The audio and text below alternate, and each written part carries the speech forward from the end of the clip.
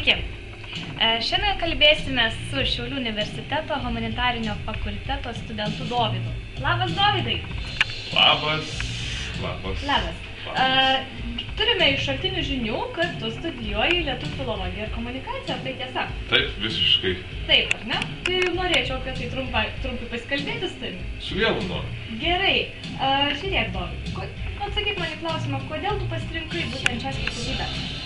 Visų pirmiausia, man patiko apskritai lietuvių kalba ir antras dalykas, buvau suinteresuotas su žurnalistika jau prieš pradėdamas studijuoti, dėl to pamačiau, kad yra labai puiki specialybė lietuvių filologija ir komunikacija ir tuo metu dar buvo žurnalistikos specializacija ir būtent dėl mano minėtojų interesų ir pasirinkau ją.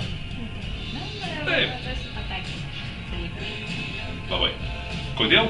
Todėl, kad išties kalbant apie parengimą, apie patį parengiamą į lygį ir tai, kad jau esu dabar trečiam kurse, galima pabrėžti tai, kad dėstytojai yra labai kvalifikuoti. Su jais gali pakalbėti, su jais gali pasiaiškinti tau nežinomus dalykus, tu gali nebijoti jų paklausti, kas tau yra svarbiausia. Aš nežinau to dalyko, kodėl yra stalo šaknis stalo, ar ne? Žinai, aš galiu to paklausti, ir dėstytojas man tikrai atsakys, dėstytojas gali pagaliau padiskutuoti ir panašiai, ir netgi kavos atsigerti per arbatos. Iš ties labai puikia aplinka ir, žinoma, patys puikus dėstytojai. Taigi, suprantu, dėstytojų nereikia bijoti, ar ne?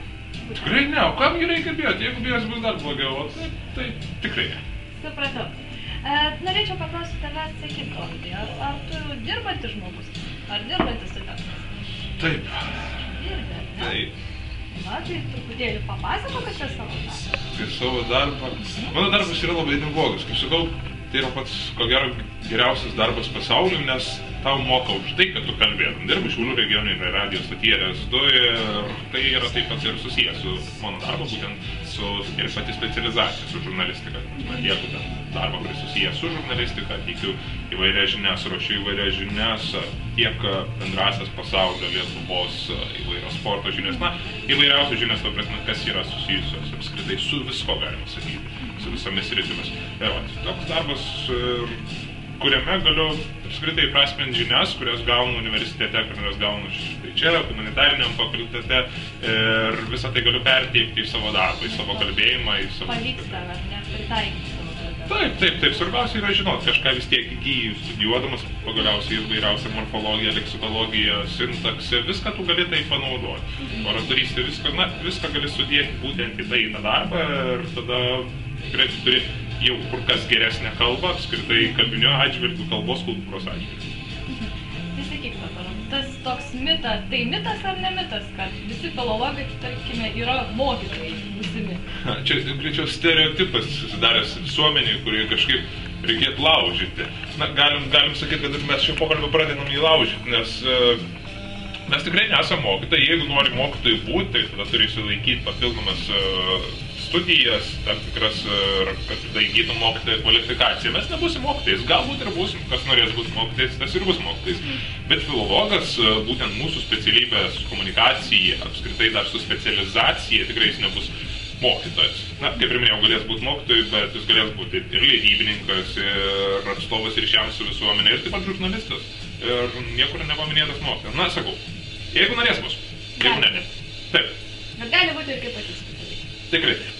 Supratau. Na ir sakyk, kaip tau pavyksta suderinti studijas su darbu? Labai paprastai darbą derinu prie studijų.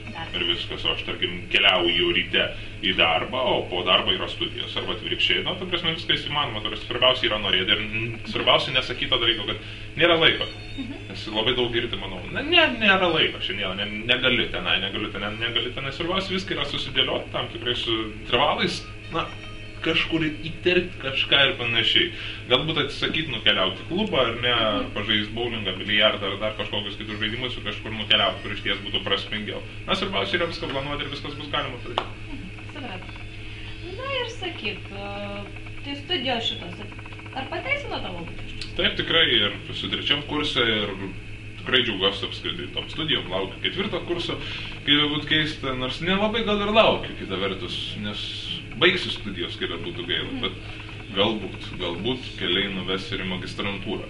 negali žinoti, nes lietuvių kalba, apskritai lietuvių kalbos studijos čia, būtent Šiaulių universiteto humanitarinio fakultete yra labai įdomios ir išties tai yra labai didelis žinių bagažas, kuris yra labai platus. Tu studijuodamas lietuvių filologiją, tu studijuoji taip pat ir komunikaciją, taip pat ir filosofiją, taip pat ir psichologiją, na, ir po studijų esi paruoštas pilnam profiliui.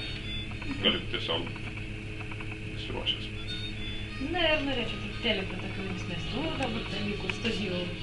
Tai sakyk, ar yra kažkoks tai ryškiausias, įsimintiniausias įvykis, kuris nutikęs jau tavo studijų metu? Mano studijų metu apskritai tam tikra prasme kiekviena diena yra išskirtinė. Kažką naujo padarai, kažką naujo atrandi, kažką naujo nuveiki. Negalėčiau išskirti bendrai vieną, bet galima pasakyti, kad smagių dalykų išties būna. Galima pasitaikyti, gal kai kurių dalykų net neminėsiu, nors jie išties linksmi. Nieko, galiu dar prisiminti, kad mane dar prisimena štai viena dėstytoja iš pirmo kurso, kurios jau nebeatsimenu, aš net kokį paklausiu, bet jin dar prisimena. Būtent, buvau paklausęs vienos dėstytojos, ar jis supranta tai, ką jie mum aiškino tuo metu, nes tuo metu tai buvo labai įdomu suprasti apskritai tą dalyką, ką jie aiškino. Tai buvo kalba apie būtent estetiką. Ar ne, estetika apima labai plačias estetinės pažiūrės, ar apskritai kas yra toji estetika, man tada buvo kilusi mintis. Galvoju, ar dėstytoja iš jūsų? Man labai įdomu pasidarė. Taip. Jos paklausė, bet atsakymą taip ir neatsimenu. Bet svarbiausia, jin mane atsimena ir dar pasakoja dabar kitiems žmonėms. Na, tikiuosi gerąją prasme. Skritai labai daug įvyksta įdomiausių dalykų, pats gyvenu bendrabutį taip pat smagiausių dalykų. Štai dabar neseniai kažkas praginėjo pas mus, aišku, ne vamzdynai, ačiū Dievui, bet kiti pirotechnikos gaminiai ir panašių dalykų. Na, iš ties labai viskas smagu ir tiesiog gyveni kiekvieną dieną ir atrandi vis kažko naujo. Pagaliau keliauji ten ir įvairiausių nutikimų, ir linksmų, ir liūdnų, kai tenka bulvės valgyti, makaronus, čia, manau, daugelis studentų susiduria su tuo. Vis dėlto dar valgo šiais laikais. Taip, valgo, tai be abejo, dar nepamirškime, tų koldūnų, ten skanių keptų be abejo, ir panašių dalykų. Studentas išlieka studentas, aišku, jis kažkiek keičias pats kaip studentas, pasiklausiu žmonių, kurie baigė studijas prieš 10 metų, iš ties galime išgirsti tą kitokį visiškai požiūrį. Kai studentai ateidavo pas kitus pavalgyti arbatos ir dar panašiai, nes daugiau nieko neturėdavo valgyti tikriausiai ir viskas, tada lieka už tai arbatą valgyti ir panašiai. Na ir pabaigai, palinkėk, Dovydai, kažko tai būsimiems ir esamiems filologams.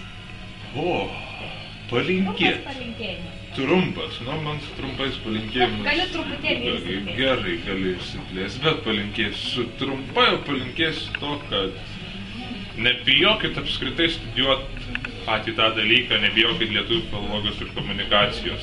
Kiti sako, tai sunkus mokslas, čia neįsivaizduoji, ką darys ir dar panašiai nėra perspektyvų. Perspektyvų yra visada, tik mes galbūt jų neižvelgiam, galbūt jų patys nematom arba siekiam kažko, kas išties yra per daug aukštai. Svarbiausia, nekelt per daug savo kartelės ir nebijot studijuoti tai, nes tai yra velniškai smagu, tai yra velniškai įdomu, išties.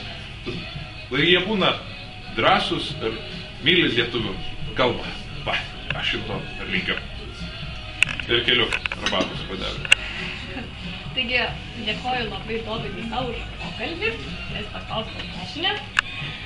Na ir tikiuosi, kad atsakėme į daugelio jūsų klausimus, kas tai yra filologija ar ne, kad paneigėme tą mitą, kad visi filologai yra mokytojai.